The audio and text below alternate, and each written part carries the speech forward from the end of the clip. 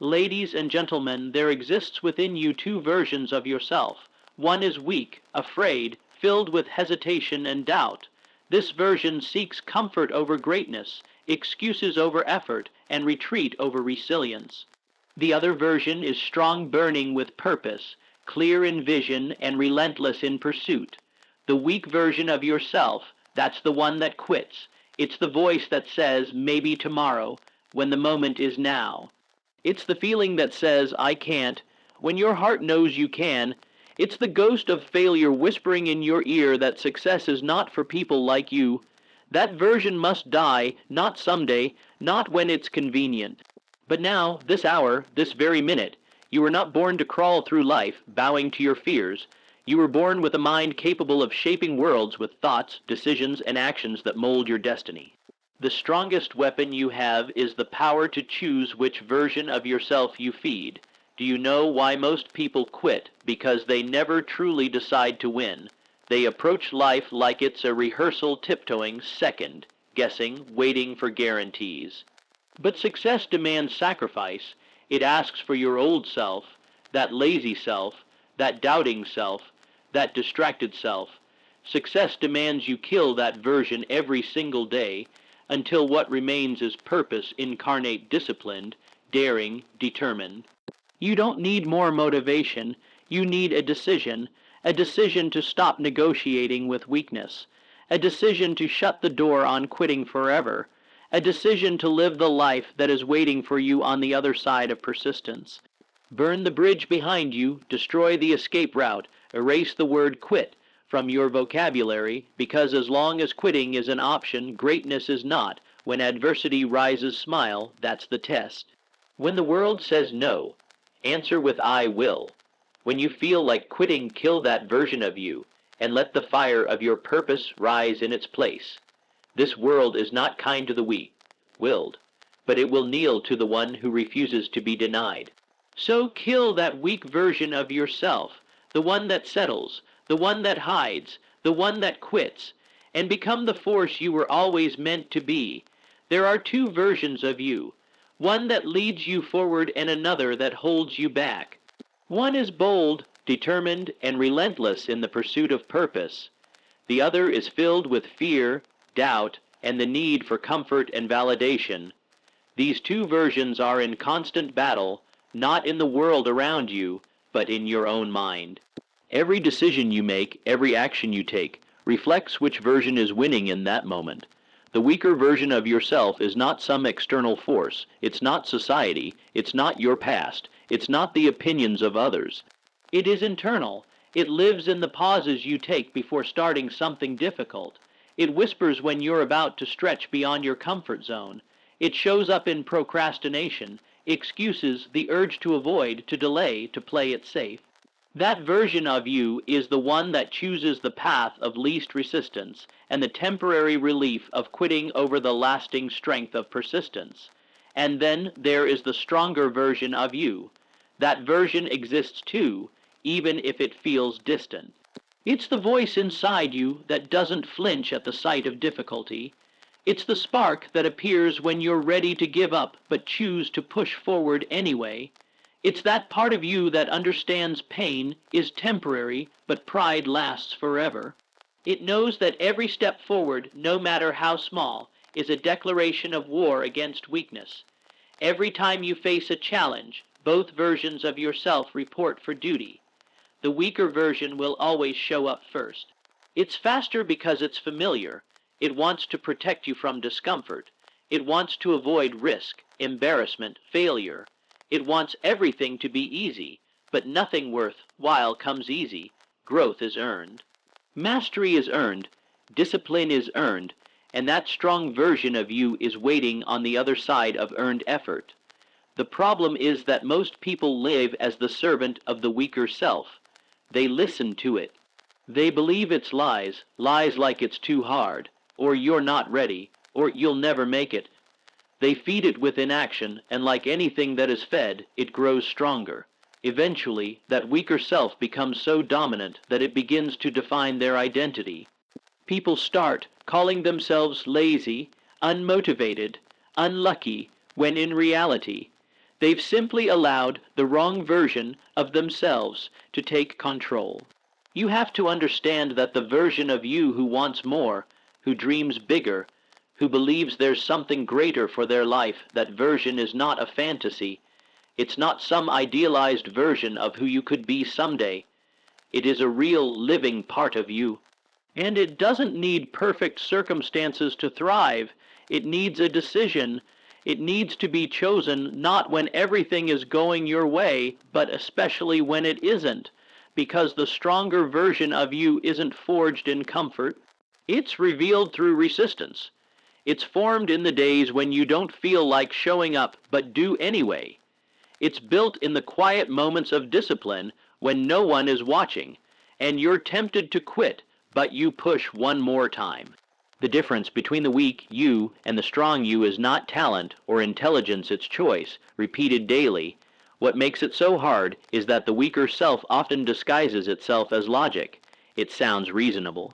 It tells you that you're tired, that you deserve a break, that you should wait for a better time, and if you're not aware, you'll mistake that voice for truth. But truth doesn't sound like comfort. Truth sounds like challenge. Truth sounds like accountability.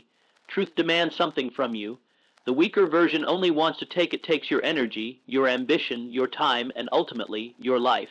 You don't need more motivation to become the stronger version of yourself. You need clarity. You need to recognize the battle happening inside you, and you need to choose every morning, every hour, every task. You must decide who's in control, the version of you that wants ease, or the version of you that demands excellence. Because both cannot lead, only one will dominate, and your life will be the result of who you allow to take the lead. Quitting is a habit born from indecision and fear. It doesn't appear out of nowhere. It begins subtly, almost invisibly, like a crack in the foundation of your willpower. One moment you are excited and filled with intention. You begin a project, start a workout routine, make a promise to yourself. But soon discomfort creeps in, progress feels slow, the results don't show as quickly as you hoped. You start to question if it's worth it. That's when the temptation to quit begins its whisper campaign. Quitting is not about the task being too hard. It's about the mind being too uncommitted. When you haven't made a clear, absolute decision, everything becomes negotiable. You allow your emotions to dictate your actions, and emotions are unreliable allies. They rise and fall. They are reactive, not resolute. If your commitment is based on how you feel in the moment, quitting becomes the most likely outcome, because there will always be moments when it hurts, when you're tired, when doubt slips in. And if you haven't burned the bridge to quitting, your mind will run straight to it the moment things get uncomfortable. Indecision is the soil in which the quitting habit grows. When you are undecided, even slightly, you give your mind permission to stall, to wait, to hesitate. You tell yourself you'll do it later, you'll start again tomorrow, you need more time, but all of that is a delay tactic. It's a way of avoiding the real work of following through. Every time you hesitate instead of act, you weaken your internal resolve. You train yourself to tolerate the gap between intention and execution, and over time that gap becomes your identity. You start to think of yourself as someone who just doesn't finish things, but that's not the truth. You're not broken, you're just undecided. Fear adds fuel to that uncertainty, not just fear of failure, but fear of judgment, fear of success, fear of responsibility. People often quit because deep down they're afraid of what might happen if they actually succeed. Success brings pressure, it demands consistency, it shines a light on your standards, and sometimes the fear of being exposed as not good enough becomes more powerful than the drive to improve. So people quit early while they can still say, "I could have done it if I really tried." They protect their ego by never pushing far enough to be fully tested. But quitting doesn't protect you, it robs you. Every time you quit, you lose momentum, you lose trust in yourself, you lose the opportunity to discover what you're really made of. And the most dangerous part is that the more you quit, the easier it becomes. The first time you give up on something, you feel guilt. The second time, you feel a little less. Eventually, quitting becomes normal. It becomes automatic. You don't even need a reason, you just stop. And in that moment, you confirm to yourself the lie that you're not capable of seeing things through. What most people don't realize is that quitting is not a decision made in a single moment. It's a buildup of small choices made over time: the skipped practices, the ignored routines, the delayed conversations. You quit long before you officially give up. The end is just the final symptom. The real cause was the lack of commitment on day one. People think they need motivation, but what they really need is a vow, a decision so firm that it doesn't shake in the wind of fatigue or frustration. It takes courage to keep going when nothing seems to be working. It takes discipline to stick to the process when the results are invisible. But that's the only way the habit of quitting is broken, by replacing it with the habit of perseverance. Every time you continue when you want to stop, you build mental strength.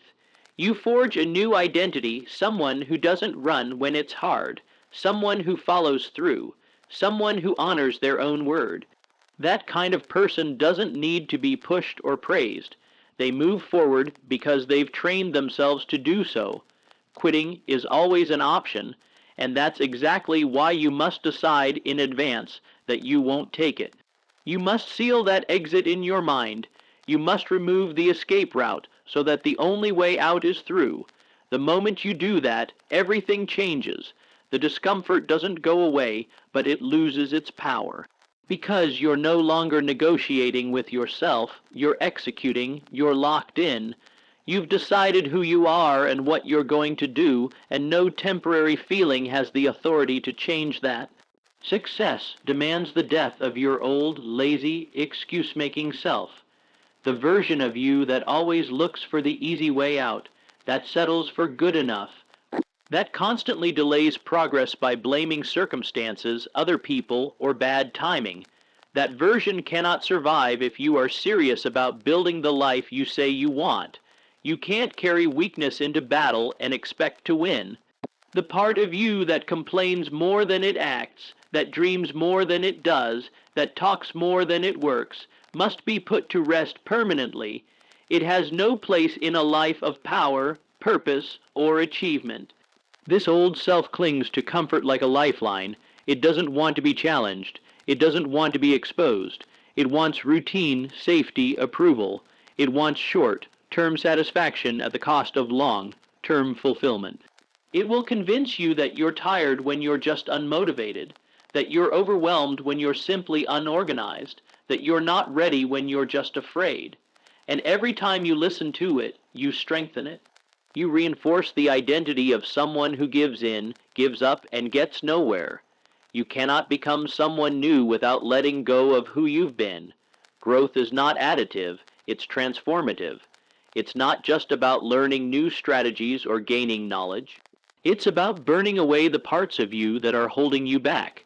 It's about confronting the lies you've told yourself about what you're capable of, and replacing them with actions that prove otherwise. You will not ascend while dragging your old self behind you. That version of you is an anchor, not a foundation. Excuses are the language of your old self. They sound logical. They even sound protective. But they are poison. They blind you to possibility and numb you to responsibility. They make failure feel like it's outside your control, when in reality, you handed over control the moment you allowed an excuse to stand in place of effort. That part of you that always has a reason why now isn't the time, why this isn't the right path, why the odds are stacked too high, must be silenced, not negotiated with, not reasoned with, silenced, because it will always argue for your limitations. It will always encourage you to do less, risk less, and be less. Laziness isn't about rest. True rest is earned. Laziness is the avoidance of effort. It's the choice to stay the same because movement feels uncomfortable. Your old self thrives in laziness. It hides behind it. It justifies it, but laziness is a betrayal. It's the moment you choose not to show up for yourself. It's the slow death of potential.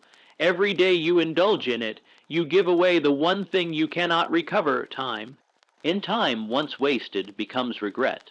The kind of regret that doesn't go away because deep down you knew better. You knew there was more in you, and you chose not to bring it out.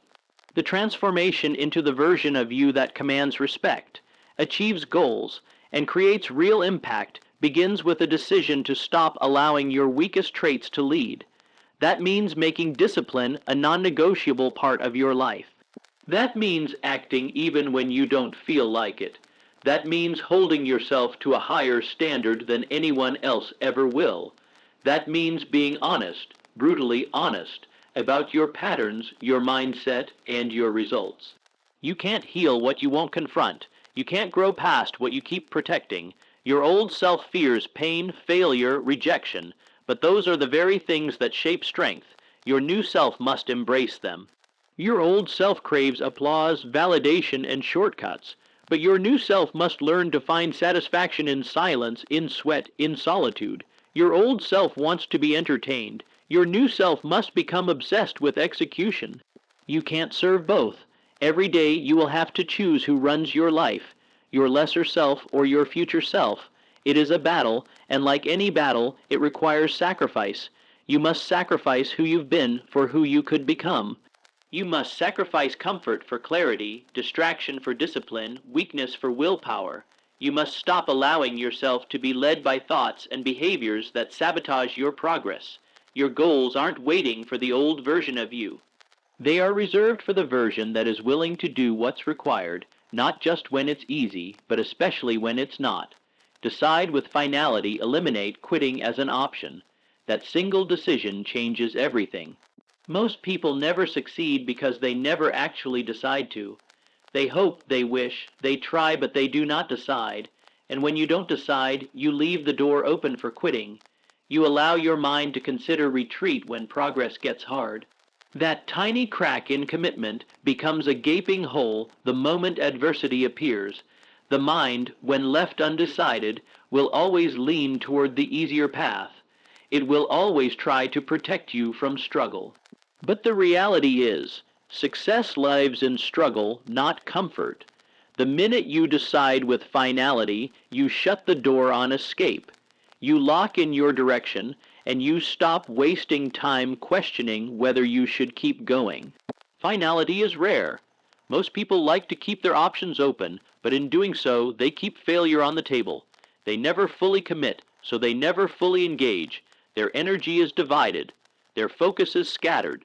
And when pressure rises, they fold because they had never made the decision to endure. Deciding with finality is not the same as having a plan. Plans change, circumstances shift, but a final decision is a statement of identity. It's saying, this is what I do, no matter what. It's removing doubt not just from your words, but from your mindset, your actions, your habits. When quitting is no longer on the list of possible outcomes, your brain stops entertaining excuses. You begin to operate from a place of necessity, not preference, and necessity sharpens you. It brings clarity to your mission and intensity to your actions. Without the mental clutter of indecision, you move faster. You recover quicker, you adapt with more creativity, you stop looking for signs or external validation, you become self-directed, self-anchored, and completely responsible. Eliminating quitting as an option means understanding that failure does not equal finish. It means viewing every setback as part of the process, not a reason to walk away. It means recognizing that results are earned through repetition, through patience, through resolve. Quitting is tempting when you focus on outcomes instead of effort. When you obsess over timelines instead of consistency. But when you make the decision that you're in it until the job is done, no matter how long it takes, quitting becomes irrelevant. It loses all power because it's simply not on the table anymore. This level of decision isn't dramatic. It doesn't come with fireworks or motivational speeches. It's quiet, internal, personal. It's the kind of choice made in the mirror, made alone, made when no one is watching. It's not based on emotion. It's not driven by hype. It is cold, steady, unwavering. It's the kind of decision that says, I've burned the boats. I'm not going back. That's where your real power begins, not when you feel inspired, but when you feel resolved. Too many people allow their goals to be conditional. They say, I'll do it if it works, or I'll keep going as long as it feels right. That's not commitment, that's convenience. And convenience cannot build anything strong or lasting. Convenience is the enemy of growth. Growth demands pressure. It demands discomfort. It demands that you do what you said you'd do long after the mood you said it in has faded. That level of discipline only comes when quitting has been permanently removed from the equation. Finality isn't rigid, but it is firm. It allows for adjustments in method, but not in mission. You can shift how you move, but you never stop moving. You can learn new strategies, but you never question whether you'll continue. That's the difference between people who succeed and people who dabble. Dabblers think about options, winners eliminate them. Dabblers hope things will get easier, winners train themselves to get stronger. When you decide, truly decide, you stop looking for escape routes and start building endurance. You stop measuring the cost and start investing more. You stop thinking about how much effort it will take and start focusing on how much progress you can make. That mindset transforms everything. The work doesn't change, but your relationship with the work does. You begin to expect hardship instead of avoiding it. You begin to welcome resistance because it means you're moving in the right direction. You stop asking, "Can I do this?" and start declaring, "I will do this," because you've already made the only decision that matters.